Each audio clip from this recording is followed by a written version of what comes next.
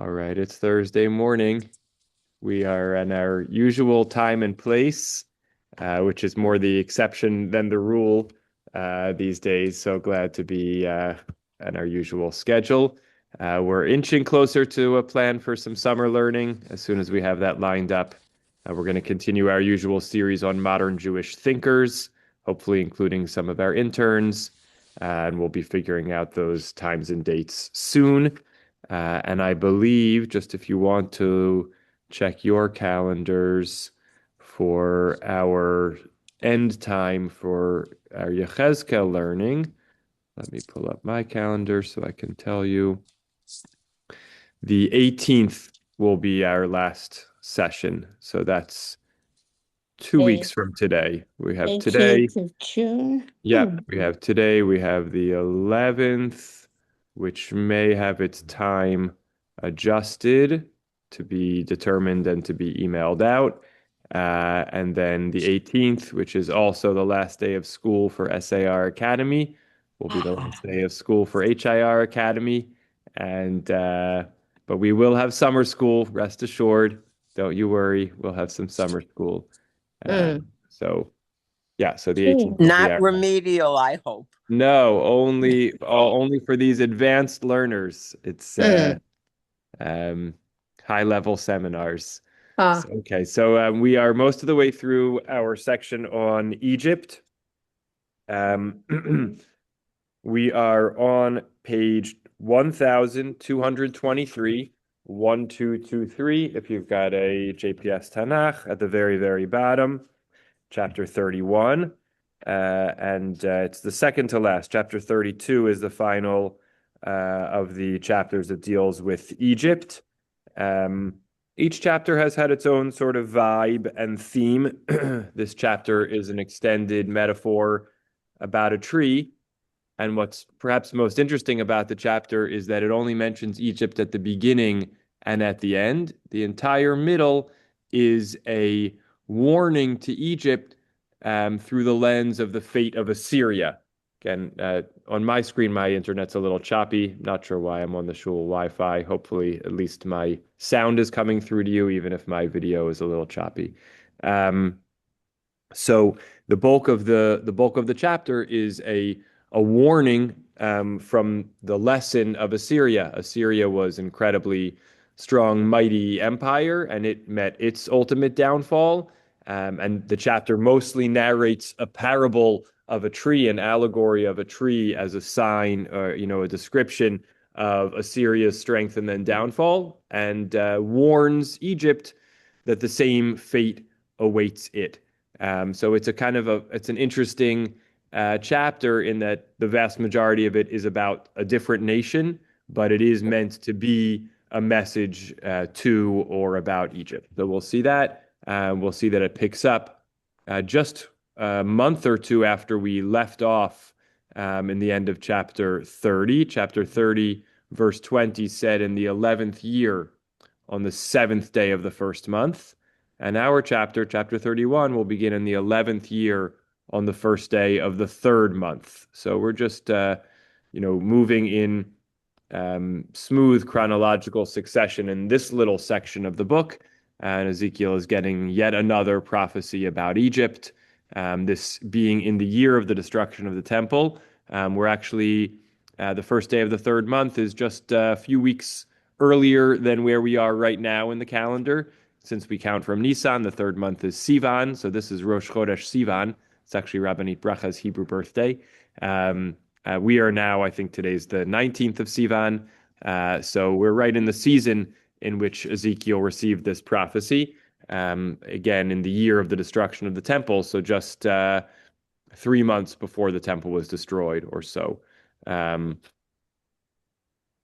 And first temple. the first temple, well, yes, but I mean both temples were destroyed at the same time of year, Oh, yes. but Ezekiel, exactly as you said, is the period of the first temple. Yeah. He was taken to Babel, right? Yes. Yes. He's already prophesying in Babel. Even though the temple hasn't been destroyed, he was exiled with the first exile, the exile of Yehoiachin, which was in 597. Now we're in 586. and the temple is about to be destroyed, but Yechezkel is already in Babylonia with the first wave of exiles. They've been there for 10, 11 years already. Okay. All right, let me share my screen and let us see.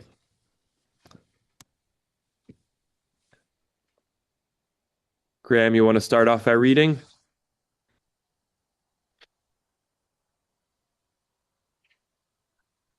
Sure, let's see here. A little bigger. There we go. That's nice. Oops, what's that?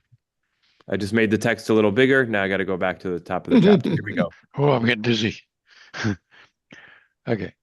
In the 11th year, on the first day of the third month, the word of the Lord came to me. Oh, O mortal, say to Pharaoh, king of Egypt, and his hordes, who was comparable to you in greatness? Assyria was a cedar in Lebanon, with beautiful branches and shady thickets of lofty stature, with its top among leafy trees.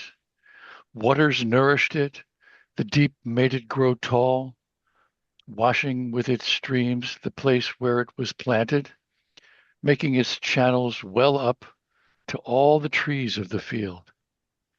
Therefore it exceeded it in stature, all the trees of the field.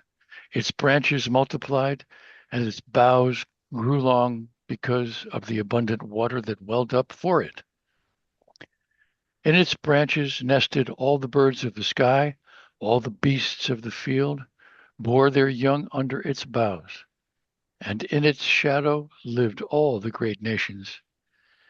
It was beautiful in its height, in the length of its branches, because its stock stood by abundant waters. Cedars in the garden of God could not compare with it. Cypresses could not match its boughs, and plane trees could not vie with its branches.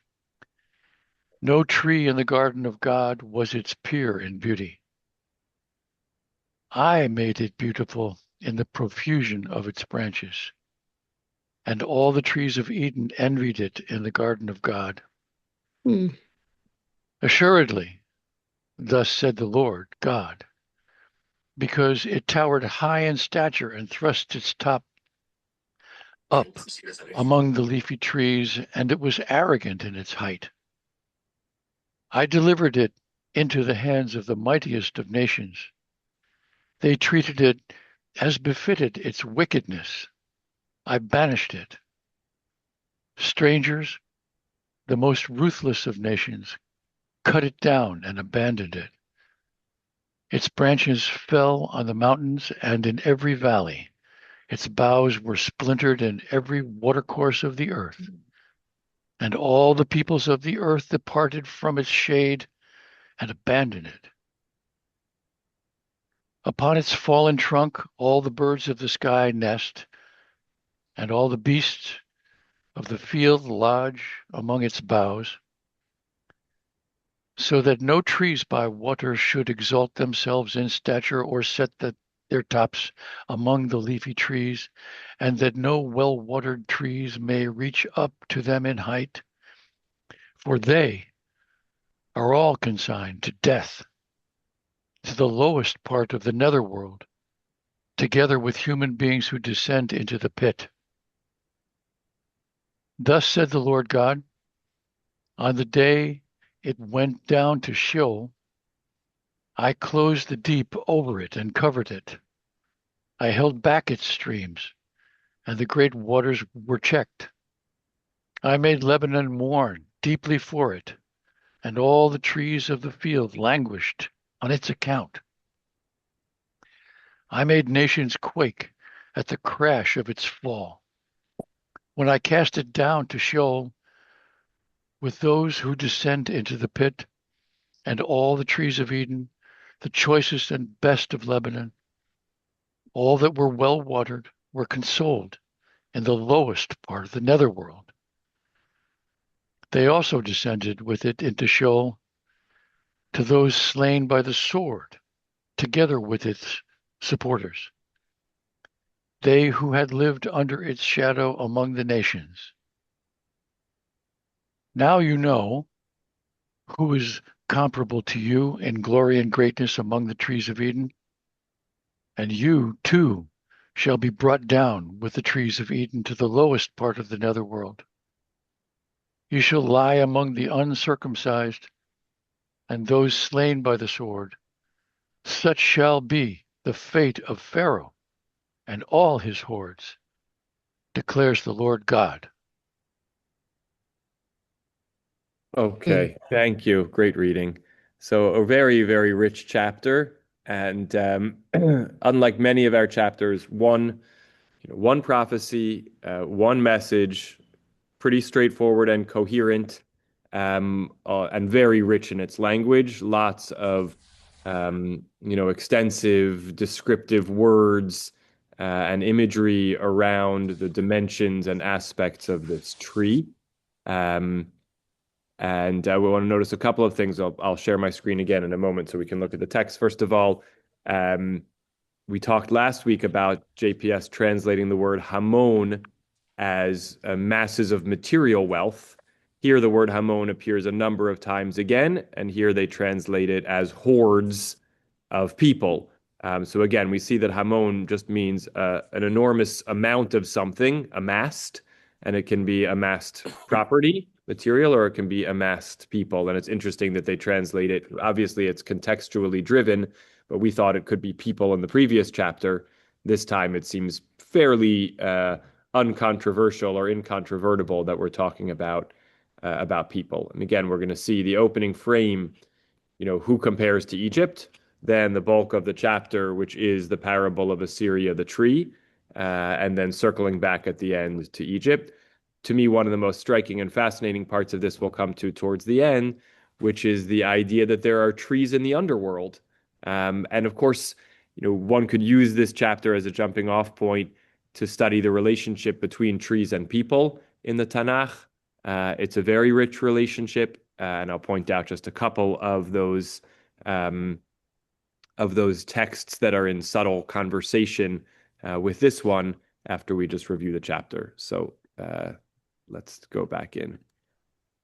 Again, so we have our timestamp, 11th year, the first day of the third month, the word of the Lord came to me, Ben Adam, O mortal, and Ezekiel makes it easy for us. We have, our opening line consistent across pretty much every prophecy. Speak to the king of Egypt, to Pharaoh, and El Hamono. Again, with our usual question, how was this message actually delivered? Was it to? Was it really about? And we can't answer those questions. Hang on 1 minute, Ruby. And the framing question is El mi damita v'godlecha.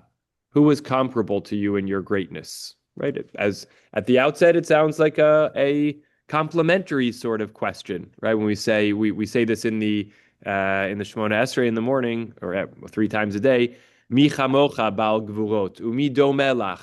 Who is like you, master of might, of great strength, and who is similar to you? And of course, it's a rhetorical question to which the answer is no one.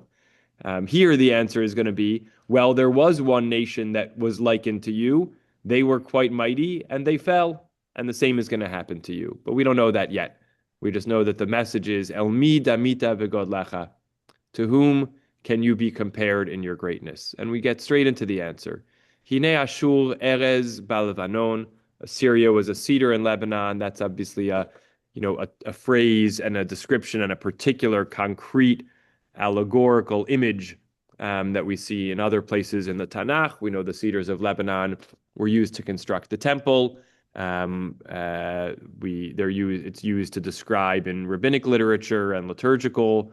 Great sages were compared to the cedars of Lebanon. So these were tall, strong trees with beautiful branches and shady thickets.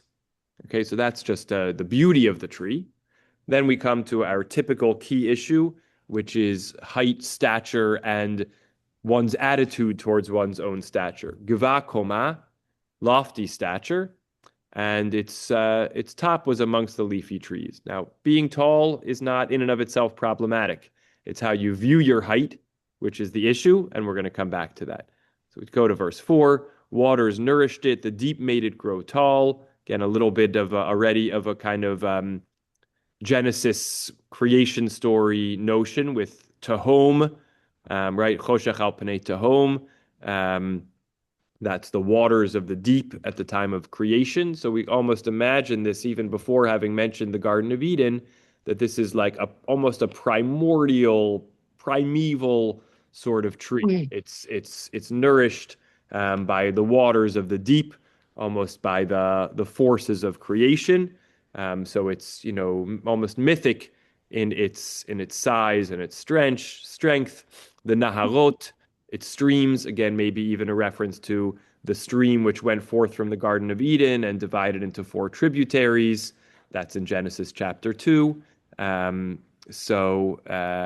have very much a beginning of Breshit sense, it somehow also is a support for other trees, and gets higher than all of them. Now we start to have the sense of the attitude towards its stature, still a little bit of a description, but the idea that it was higher than all the trees of the field, this massive canopy that it has. Now we understand its relationship to other creations. Again, also very much evoking the days of creation, and the Psalm Bar Chinafshi that talks about trees as nesting places for other things. So in verse 6, in its branches nested all the birds of the sky, right? These are the things that were created. This is the day 5 creation, Of HaShamayim, and then the day 6 creation, Chayat HaSadeh, all the beasts of the field bore their young under its boughs, and in its shadow lived all the great nations, right? That's a reference to the latter part of creation on day 6, humanity. So this tree somehow gives, place for all animal and human life. It was beautiful in its height. Vayeyif, from the language of Yafeh, you very rarely have that as a verb. It was beautiful in its height, the length of its branches, again, because it's nourished by these great waters. Cedars in the garden. Now we finally get to the Garden of Eden. Cedars, or the Garden of God. Cedars in the Garden of God could not compare with it, meaning even the mightiest place didn't stand up the other cedars to this particular cedar. Cypresses couldn't match its boughs. Plane trees could not vie with its branches. Armonim, we have names of different kinds of trees here. Barosh and Armon. No tree in the Garden of Eden was its peer in beauty. Again, we have the comparison language here in the end of verse 8. Lo dama elav, right? We had asked, who can compare to you? So Assyria compares to you, and it is a tree that nothing else could compare to. Lo dama elav biofyo. The key word here of yofi, as a noun, as an adjective, and as a verb, is our chapter is replete with it. I made it beautiful in the profusion of its branches. Now we finally get to Eden. All the trees of Eden envied it in the garden of God. Okay, so it's again, thus far it's really just a description. We don't have a source or a reason for its destruction. It's just the greatest tree of all time. Assuredly, thus said the Lord God. Now we're in verse 10. Ya nasher gavata bekoma, because it was high in its stature, and it thrust up its top among the leafy trees. And now we get to the key thing. Viram levavo begavho. It was arrogant in its height. This language is echoed, I think, in Devarim when we talk about the people becoming too confident in themselves. Or Viram levavecha. You elevate your heart, your sense of self becomes haughty. Right, so it's a combination. Because it was so tall, that's not reason enough, but because it was haughty, arrogant in its height, I delivered it, says God, into the hands of the mightiest of nations. They treated it as befitted its wickedness. Gerashtihu, I banished it. And it's interesting because, the language of banishment of something from the Garden of Eden, of course, reminds us of the banishment of the human from the Garden of Eden. What did the human do wrong to deserve being banished from the Garden of Eden? It ate from the tree. Well, what was eating from the tree about? It was about not doing what God told you to do. And what's wrong with not doing what God told you to do? It's about not recognizing your place. God is your creator. You are the creation. You're bound to follow the word of your Lord. But if you don't listen, in some way, okay, we can always say, well, your desire got the better of you. But at some level, in the end of the day, when you get a direct command from God and you choose not to follow it, in some way you're saying, I'm as great, if not greater than God, because I'm not required to follow the mandates of my creator. And so, we have the backdrop of the story, in a sense, being the story of the banishment from the Garden of Eden, which is about human wrongdoing with a tree, very much connected to our chapter. Strangers, the most ruthless of nations, cut it down and abandoned it, right? So first we have God. This is something that forgetting now who the scholar is who talks about the notion of dual causality, sibatiyut kfula, right? Throughout the Tanach, we have stories in which we're told sort of the historical context or the historical description, what actually happened, and then the theological overlay, what role does God play? So here it's in the opposite order. God says, I delivered it into the hand of the mightiest of nations. I banished it. And now we find out, how did it actually happen in the human realm? Strangers cut it down and abandoned it. Its branches fell on the mountains and in every valley. Its boughs were splintered in every water course of the earth. And all the peoples of the earth departed from its shade and abandoned it. Upon its fallen trunk, all the birds of the sky nest, and all the beasts of the field lodge amongst its boughs, right? So we're imagining this tree was cut down, right? And it falls to the earth, and it must have been a massive earthquake, almost, from the fact that its pieces landed everywhere. Maybe it was sort of hit by something and kind of exploded out, scattered across the whole earth and fell to the ground. And then we have what happened to its residents that were there until now. So the humans scatter. They no longer, it doesn't give any shade anymore because it's fallen to the ground. So they don't have any more, room to benefit from the canopy of the tree. It's fallen. It doesn't do them any good anymore. The, animal life still can find ways to nest and hide amongst it. So they stay in it, the birds and the beasts, but the humans have departed and abandoned it. By the way, there's a source sheet about this chapter somewhere on Safaria, and I believe calls it the giving tree, right? There is some echoes of the famous Shel Silverstein story, the giving tree, about this tree and what it offered to, animals and people, and then it winds up being abandoned by the people. So I don't assume that Shel Silverstein was channeling Ezekiel, but maybe it speaks more to the universality of this image and metaphor and the relationship between humans and animals and trees and how they evolve. Can I ask one question? Yeah, hang on tight, Estelle. I want to just get through the chapter. We're more than halfway there. We're going to come to Ruby and come to you. So just bear with me a little bit. Don't forget what you want to say. Okay, so we have the fallen trunk. Everything is residing in and except the people. And now it's kind of, changed the face of the world, and maybe taught that no trees should exalt themselves because, the downfall is their fate.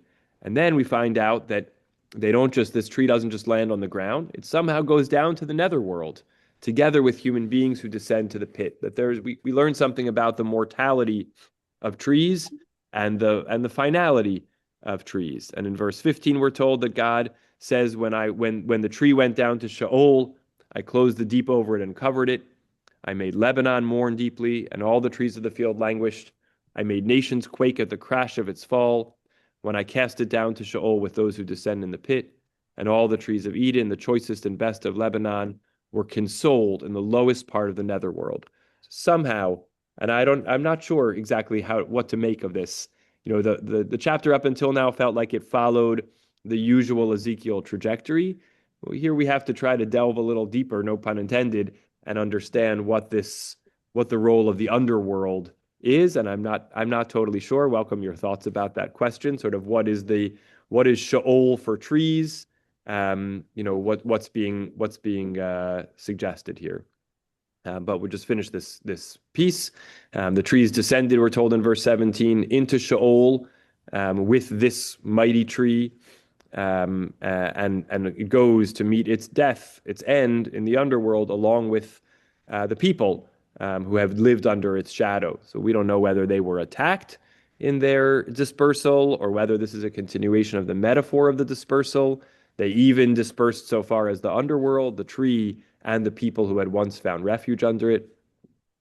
And now we come back to the beginning of our chapter. Now we had asked in verse 2 the question, who was comparable to you in greatness? Elmi damita begodlacha. And now in verse 18, we're told, Elmi damita kacha. It's to, you want to know? Now you know.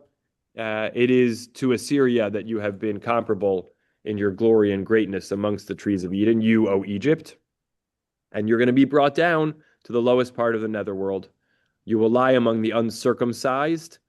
Where is that? Hold on. Betoch arelim tishkav, also a very interesting choice.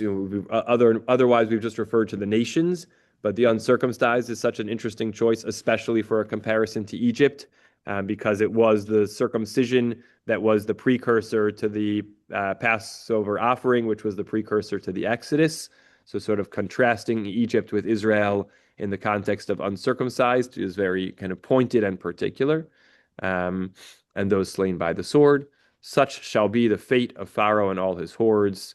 Hu Pharaoh v'chol hamono rather, Nu'um Hashem Elokim. So we're going to open it up, but hopefully you've got a flavor for the chapter now a little bit more in depth. Again, for me, the question of the parable of the underworld part is the most sort of curious, and the sin of the haughtiness, which is so familiar to us from Ezekiel and from Isaiah and from Jeremiah, is repeated here. I think the order, if I remember, is Ruby, Estelle, Carl, and then Lance. So go ahead, Ruby. Right? See if I can remember what It was a long time. This is a beautifully written chapter. Yes. Okay. But what I question is it the ability to understand God's message, which is stronger, through commands, through facts, rather than this poetry, this allegorical images. If God wants to get across a message, which is really stronger? Yeah. This poetry or citing facts? Yeah. And that's what it sounds like you have an opinion on which is stronger. Well, this is beautiful. Yes. But I'm not sure that the people necessarily grasp the input of it. Yeah. Rather than God commanding something. Yeah. So I think it's a great question. I guess I would say, first of all, the Bible, the Tanach, certainly does both. I assume, I shouldn't assume, the Torah certainly gives lots of clear instructions and directives. And the question is here in the period of the Nevi'im, were there, is this the only message that was coming from God, is what we see in Ezekiel? I would also, so I think it is a great question.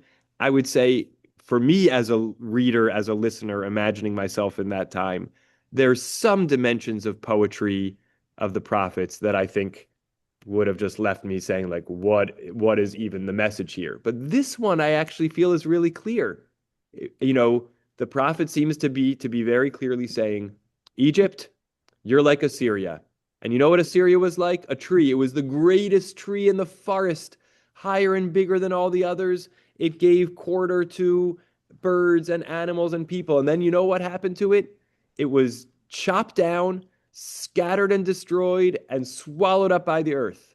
That's what happened to Assyria, and that's what's going to happen to you. For me, like this, I'm happy you asked it here. There are lots of other chapters where I would say, I don't know what in the world a lesson I'm supposed to take from this, or how to absorb this message. But this one actually feels like a really clear parable to me, clear, relatable. We've all seen huge trees, and we imagine, whoa, what would happen if that tree fell down? And so I don't know. This one works for me. I agree with your question in principle that there are times, many times, when the prophetic, message seems lost in the flowery language. But this one works for me, I would say. Estelle. There's something that bothers me. Why why is everything in the singular when you can't have just one tree? I mean, I can't in my wildest imagination, even though the one tree represents one country, to me, it's never enough. It should be a group of trees or a bunch of trees or the tree that altogether will have a result. Why one tree? I find that difficult in any comparison.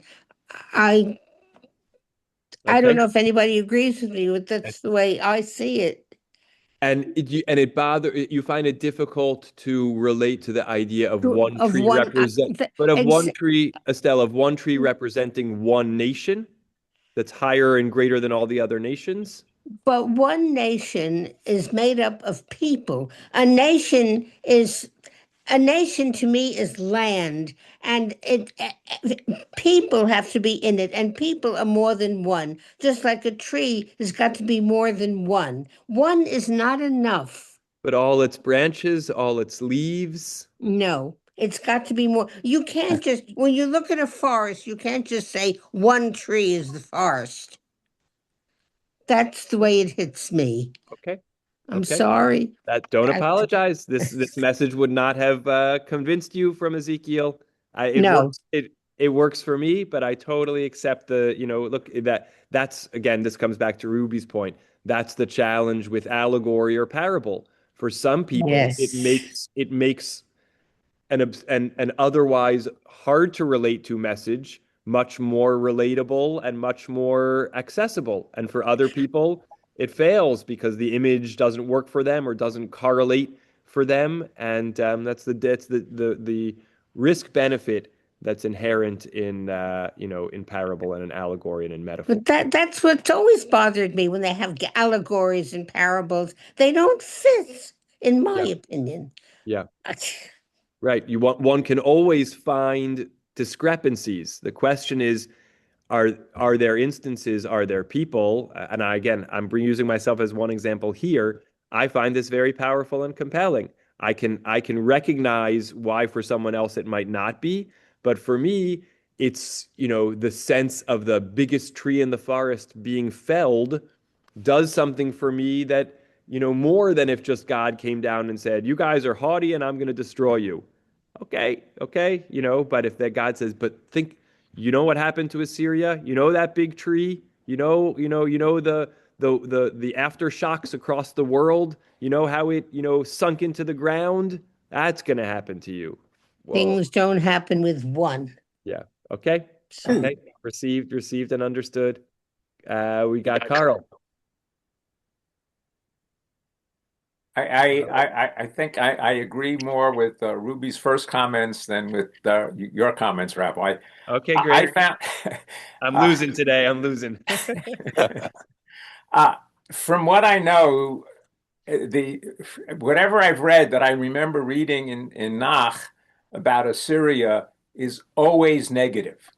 They're except for Yonah, which is just sort of the opposite of this. They're depicted as evil, and then they get saved. From my listening to this, it seems they're depicted as wonderful, right? This is the tree. It was giving shade and protection to everybody, and it was a wonderful, wonderful thing. Whereas every place else that I can think of in Nach is that the destroyers and they destroy things and they corrupt the Jews with their idolatry. And here everything looks all, very, very nice, and then because they're haughty, and then Right. they get destroyed. So Right. to me, it's not as simple as you alluded to in your comments. It's I find Mhm. it somewhat confusing at this description. Yeah. Uh, Yeah. but Yeah. positive for the description, I'll give. Again, one of the things that I find strange is it seems as if, God is the one who's watering this tree, Mm. but that smacks of Egypt. Egypt has this one river that has nourished it throughout its entire history, the Nile. And so in some sense, that alludes to Egypt. So I'm confused. Great. Excellent. Excellent questions as always, bringing us back to text and context. So I think it's a really good point. It reminds me a little bit of maybe this is just thematic in this section of Yechezkel. I don't know if I didn't have enough knowledge to say that for sure. But, when we were looking at the prophecies about Tyre, and Tyre was the just, beautiful, resplendent ship, colorful, et cetera, right? So there is a flattening or an almost, one-dimensional positivity that seems to be, displayed in these parables, which doesn't necessarily correlate with the real world behavior of the nations. And in some way, maybe it's done to kind of set up this black and white point.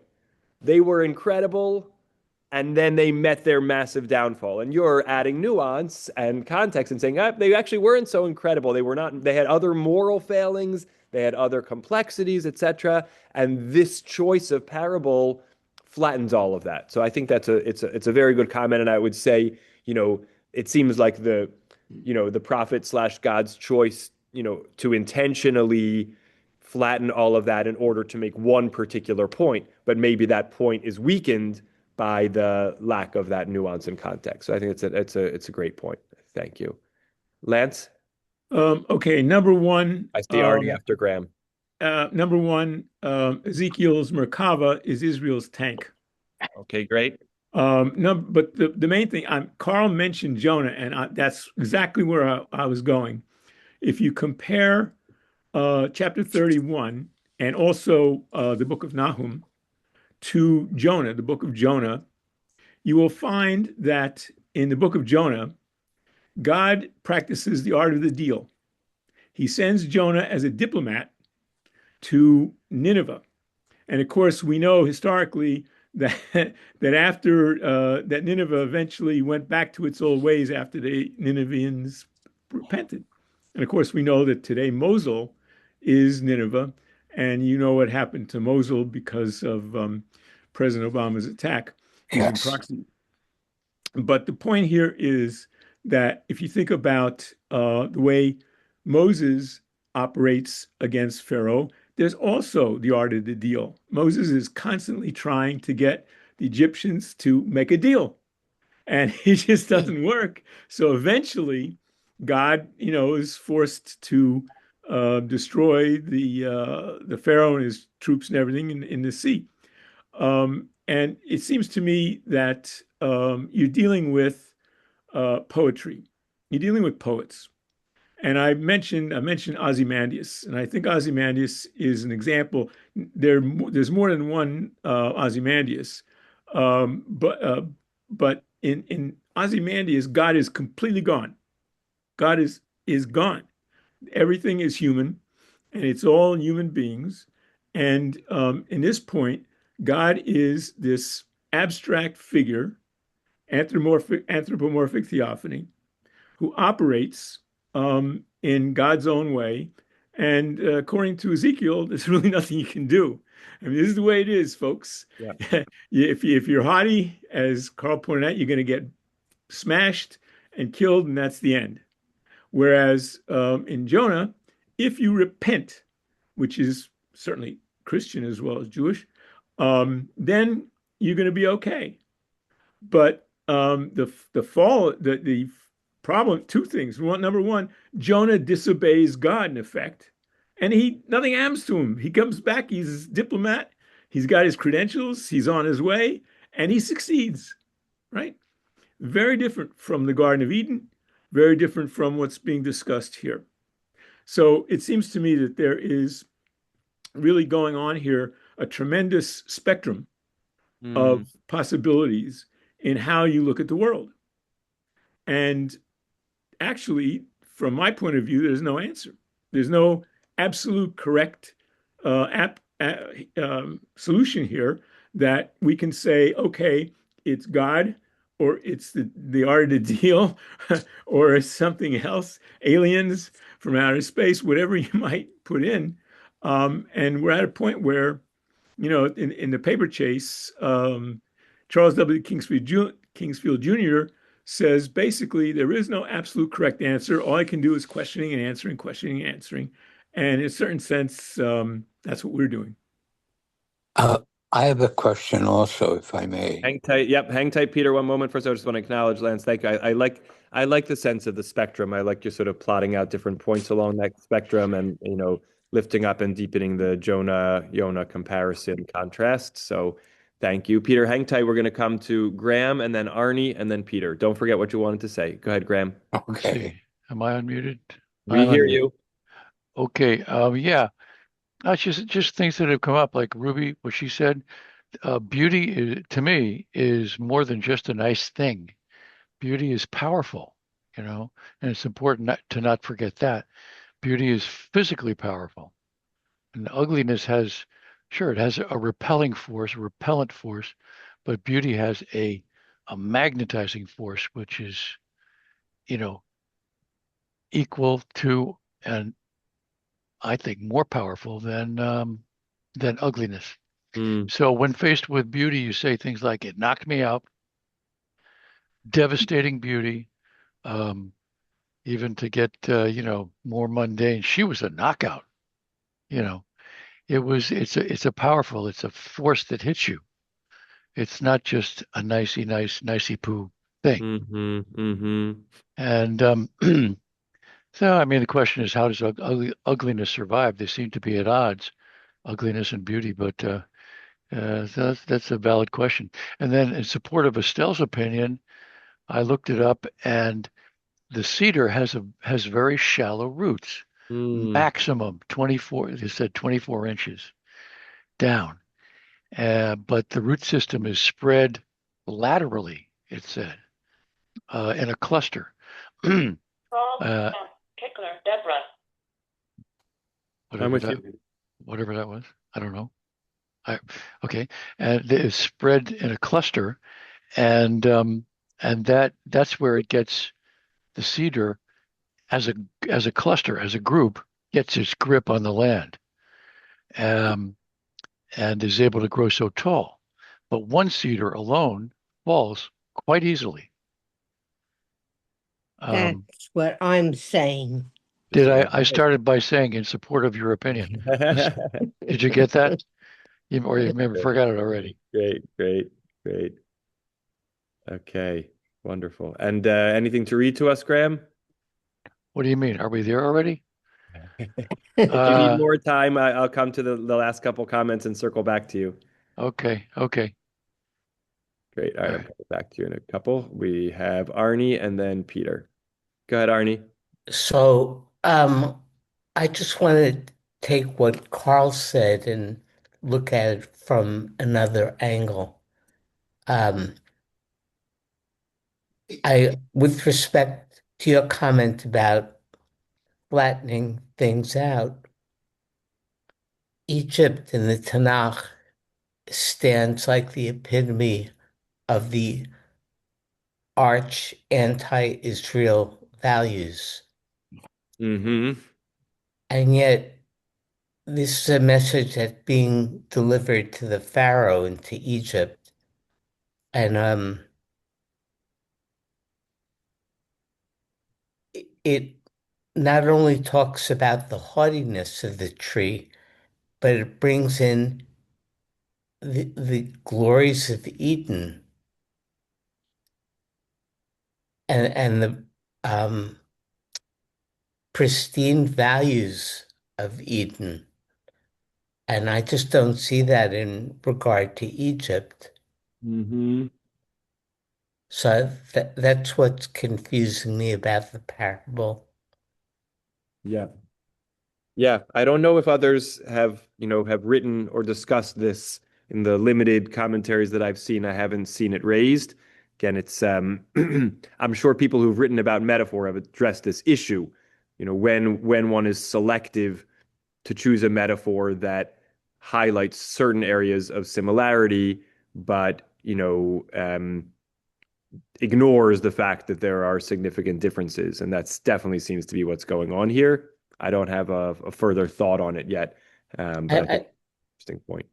I'm sorry, I also wanted to add just one other thing. Please. Um,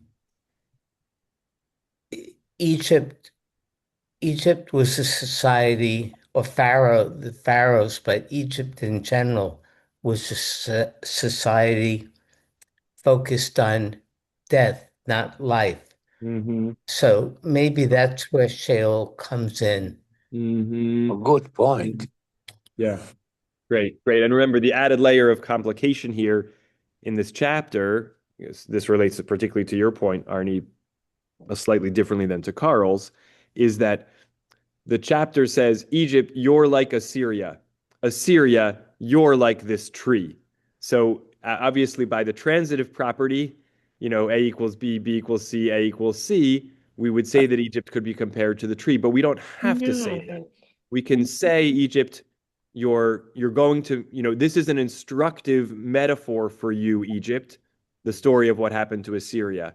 It doesn't mean that Egypt is the same kind of tree, just that its trajectory of going from greatness to downfall may be the same, but not necessarily that all the dimensions map on. Carl already pointed out that they don't map on for Assyria either, but if they feel like they map on even less for Egypt, maybe that's a little less problematic because we have, two steps of comparison, and therefore two steps of distance. But the question still stands, and I totally appreciate it. And the connection about death and Sheol also is a lovely, interesting one. All right, Peter, we want to hear from you. Okay, so I was thinking about the historical context that the Navi predicts destruction of Egypt, but I can think of historically at least three different events, although this is in time of our time at Bavel. So I know there were Nubians that conquered Egypt, and later there were Hyksos that conquered Egypt for, I don't know, perhaps 100 or more years, and then finally Romans. Mm-hmm. But, after each time, Egypt recovered very nicely and Yes. threw off the yoke of subjugation. So just wondering, which one is he referring to? The Romans did it, I would say, 850, close to 1,000 years after the events at Bavel. Is that what he's referring to? And of course, Egypt wasn't totally subjugated. I mean, it was subjugated, but not totally destroyed. I mean, they're there till today's till today. Well, how can one think of it? Yeah.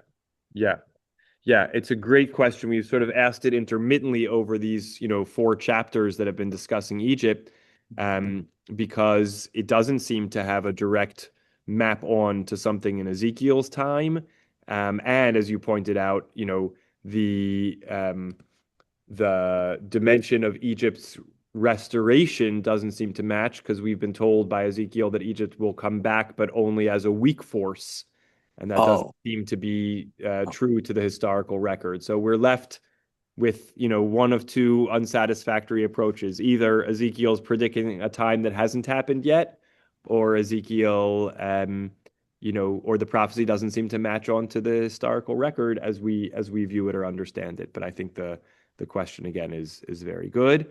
Yes, Arnie, we're going to wait for the dry bones for next year, so hang tight. We still have a few chapters away from that. Graham, can we come back to you before we wrap up? Okay, sure. Can you hear me? Yes, we can. Okay, great. All right, here we go. Let's see, I got the thing covering it up. Pride is the lie of aggression and greed. Ignorant passion will poison the seed. Many will die and many will grieve, despising the Lord and exalting the thief. The cedars shall fall, not because they are tall, but because their roots are not deep. A towering height with a shallowing root, the cedar will fall with a kick of the boot. Ignorant pride is contracted and dense. Like a bird on a perch, we have sat on the fence. Remember your roots, or you too shall fall. The weight of corruption collapses it all. Transience of power, Hashem in a flower. The tree of God's life is eternally tall. the ego of man is abysmally small. Thin is the skin that covers the sin of the ignorant, arrogant trouble we're in. Beautiful. Beautiful. Thank you. Paste it into the chat, please. A lot of beautiful, rich references to the chapter and to your side research about cedar roots. So thank you for that. And again, stay tuned for more information about next week's class, which may be later or may be Wednesday.